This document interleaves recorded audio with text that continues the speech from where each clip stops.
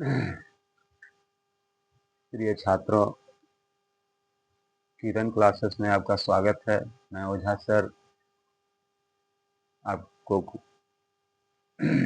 विज्ञान से संबंधित कुछ एमसीक्यू क्वेश्चन बताने जा रहा हूं, जो परीक्षा एईडीओ वाली जो परीक्षा चल रही है, Bihar public service commission conduct करा रही है। उसका एक चरण तो शुरू हो गया है, दूसरा चरण शायद 17-18 को है और तीसरा चरण 20-21 को है।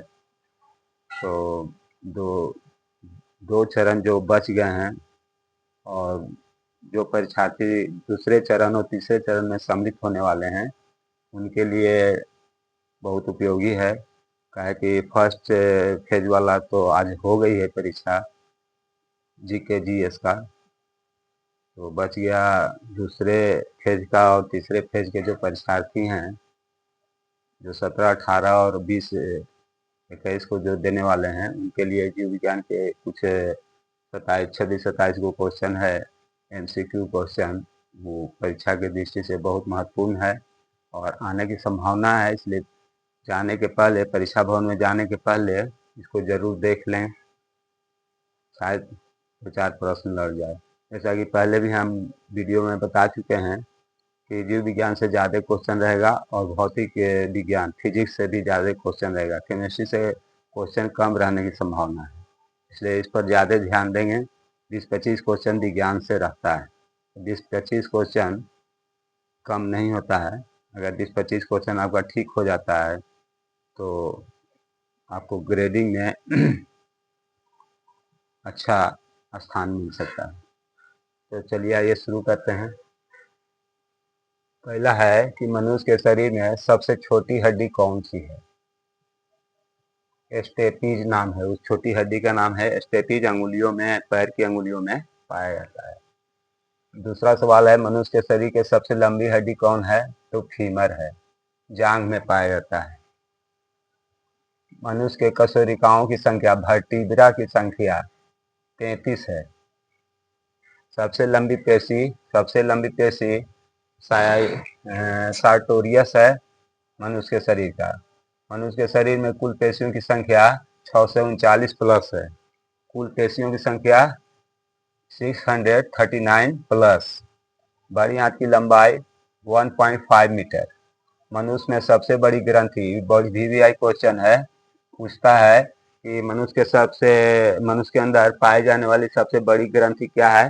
तो यकृत, जिसको अंग्रेजी में लीवर कहते हैं, सबसे बड़ी ग्रंथि है। सबसे बड़ी लार ग्रंथि कौन सा है? पैरोटिड ग्रंथि। मनुष्य के शरीर के सामान्य तापक्रम, जनरल जो फीवर बुखार होता है, वो कितना होना चाहिए? 98.4 डिग्री फ़ारेनहाइट। स्वस्थ व्यक्ति का फीवर है, बुखार है। 98.4 तक बुखार नहीं माना जाता है, स्वस्थ शरीर माना जाता है। मैंने वह व्यक्ति जो है वो स्वस्थ है, उसको बुखार नहीं है।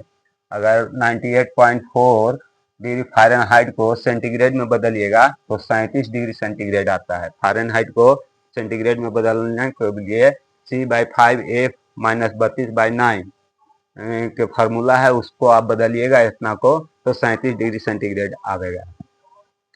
सबसे लंबी तंत्रिका कौन सा है? तो सिएटिक तंत्रिका। सबसे बड़ी धमनी कौन सा है? तो एब्डोमिनल एरोटा सबसे बड़ी धमनी है। और एसटीएच हार्मोन क्या कहाँ से निकलता है? तो इंडोक्राइन ग्लैंड। तो मनुष्य में के शरीर में दो प्रकार के ग्रंथि है, बहिस्रावी ग्रंथि और अंतःस्रावी ग्रंथि। अंतःस्रावी ग्रंथि में जो हार्मोन निकलता है सीधे डायरेक्ट ब्लड में आता है, उसमें कोई नलिका नहीं होती, डक्ट नहीं होता है। और बहिस्रावी ग्रंथि जो होती है, उससे जो हार्मोन निकलता है वो डक्ट के सहारे, नली के सहारे खून में आता है।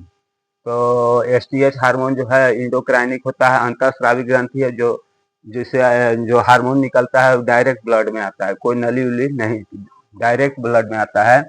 और इसकी कमी से हो जाता है मनुष्य नाटा हो जाता है, जनन क्षमता प्रभावित हो जाती है और समय से पहले बुढ़ापा दिखाई पड़ने लगता है। एसटीएच हार्मोन कौन सा हार्मोन है? अंतःस्रावी हार्मोन है। इंडोक्राइनिक ग्लैंड से निकलता है, अंतःस्रावी ग्रंथि से निकलता है। घेंघा या थायराइड जिसको कहते हैं, बहुत से व्यक्तियों में हो जाता है थायरोक्सिन हार्मोन की कमी से कारण। थायरोक्सिन हार्मोन जो है वो पर्याप्त मात्रा में नहीं स्राव होता है, शरीर में नहीं आता है, जिसके कारण थायराइड की बीमारी हो जाती है। बहुत से कम दूध का स्राव, बहुत से महिलाएं हैं स्तनपान जो कराती हैं बच्चों को, तो शिकायत रहती है कि दूध कम होता है महिलाओं को। तो किसके कारण होता है? तो प्रोलैक्टिन हार्मोन की कमी से। प्रोलैक्टिन हार्मोन की कमी से जो स्तनपान कराने वाली महिलाएं हैं उनमें दूध का स्राव कम होता है। यही हार्मोन जिम्मेवार है, प्रोलैक्टिन हार्मोन। और सबसे बड़ा स्तनधारी कौन है प्राणी में? व्हेल। अंडा देने वाला सब स्तनधारी कौन है? इकिडना।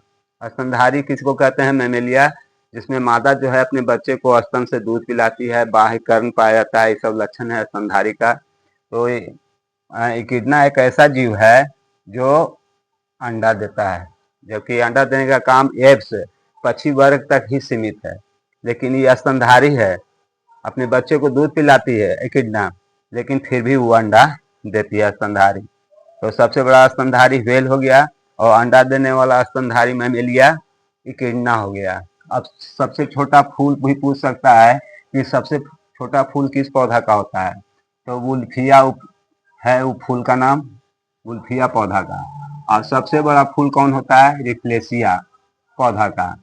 सबसे छोटा बीज किसका है? आर्किड का है। नारियल का कौन सा भाग हम लोग खाते हैं? तो भ्रूणपोष। ये भी पूछता है कौन सा भाग खाते हैं? भ्रूणपोष। सेब का कौन सा भाग खाते हैं? पुष्पासन, थलमस। डीएनए की खोज कौन किया? जेम्स वाटसन एवं क्रिक महोदय ने। इंसुलिन के खोज कौन किया? बेटिंग महोदय ने। उपार्जित लक्षणों की वंशागति का सिद्धांत, उपार्जित लक्षणों का वंशागति का सिद्धांत कौन दिया? लेमार्क। तो उपार्जित लक्षण कौन सा हुआ? तो ऐसा लक्षण जो एक पीढ़ी से दूसरा पीढ़ी में प्रकट होता है, माने एक पीढ़ी के संतान में है जो लक्षण, तो उससे जो संतान दूसरी पीढ़ी में होगा उसमें भी वही गुण पाया जाता है। तो इसको कहते हैं उपार्जित लक्षण। और जो वंशानुगत चलते रहता है, पीढ़ी दर पीढ़ी चलते रहती है। जैसे एक लोहार है, मान लिया जाए उदाहरण मैं दे देता हूँ। एक लोहार है जो दाहिने हाथ से हथौड़ा चलाता है, तो दाहिने हाथ से हथौड़ा चलाते चलाते उसका दाहिना हाथ काफी मजबूत रहता है अन्य आदमियों के बनिस्पत। तो उसके जो संतान होंगे उसका भी दाहिना हाथ बहुत मजबूत होगा अन्य आदमियों के तुलना में। तो इसके आधार पर हम कह सकते हैं कि जिस अंग का उपयोग हम ज्यादा करते हैं वह अंग ज्यादा मजबूत होता है, ज्यादा प्रभावशाली होता है। जिस अंग का उपयोग हम कम करते हैं वह अंग धीरे धीरे समाप्त हो जाता है। जिसे अंग समाप्त होने का सिद्धांत कौन दिए थे? लेमार्क साहब दिए थे। कब दिए थे? 1809 में, 1809 में। तो जिस अंग का उपयोग हम ज्यादा करेंगे वो ज्यादा मजबूत होगा, ज्यादा प्रभावशाली होगा। जिस अंग का उपयोग हम कम करेंगे वह धीरे धीरे समाप्त हो जाएगा। तो जैसे सांप के पहले पैर होता था, लेकिन चलने में सांप को बहुत दिक्कत होती थी, इसलिए सांप जो था वो पैर का उपयोग करना कम कर दिया, जिससे धीरे धीरे सांपों में पैर जो है वो समाप्त हो गया। अब सांप में तो पैर दिखाई नहीं पड़ता है। प्राकृतिक चयन का सिद्धांत चार्ल्स डार्विन महोदय दिए थे। वर्णांधता और हीमोफीलिया दो ऐसी बीमारी है जो लिंग सहलग्नता, जैसा कि हम पहले भी कहे हैं कि एक पीढ़ी से दूसरा पीढ़ी में वो प्रकट होता है, ये छूटता नहीं है। वर्णांधता, कलर ब्लाइंडनेस, मैंने रंग व्यक्ति को पता नहीं चलेगा कि कौन रंग है, इसको कलर वर्णांधता कहते हैं। हीमोफीलिया है ऐसी बीमारी जो कट उठ गया, कहीं पर घाव हो गया है, उसे खून का स्राव हो रहा है तो जल्दी बंद नहीं होता है, उसको हीमोफीलिया कहा जाता है। तो ये दोनों बीमारी जो है लिंग सहलग्नता के उदाहरण है, मैंने एक पीढ़ी से दूसरा पीढ़ी में प्रकट होते रहता है। ये 27 गो क्वेश्चन है, इसको देख लीजिएगा, परीक्षा की दृष्टि से काफी उपयोगी है। और आज के वीडियो में बस इतना ही। नेक्स्ट वीडियो में हम फिजिक्स के बारे में बताएंगे और केमिस्ट्री के बारे में बताएंगे। That's all.